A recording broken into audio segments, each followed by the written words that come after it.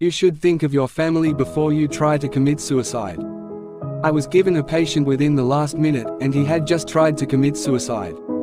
I knew nothing else about them. The first thing I said to him was to think about his family.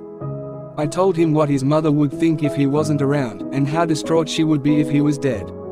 The mother would be so traumatized, especially being the person who gave birth to him. I told him how his mother would miss him, and how all mothers cherish their children, and to put a mother through all of that would be devastating for her. Then I said things about how his father would feel if he had committed suicide.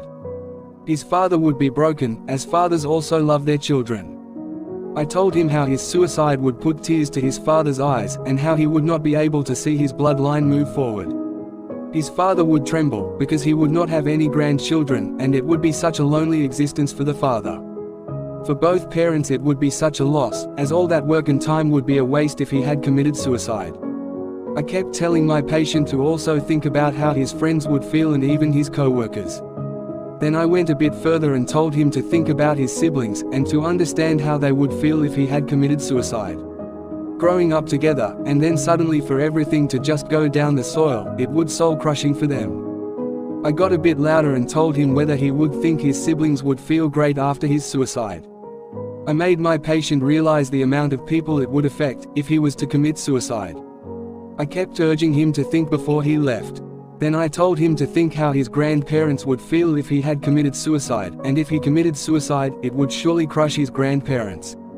My patient had such a large family, and his suicide would affect a lot of people, including his cousins and uncles.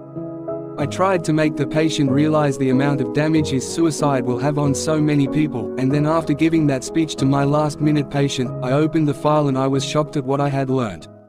His whole family, including his mother, father, siblings, grandparents and all the cousins, had imprisoned and tortured him, and were preparing him for a satanical sacrifice. He tried to commit suicide to escape being offered up to Satan.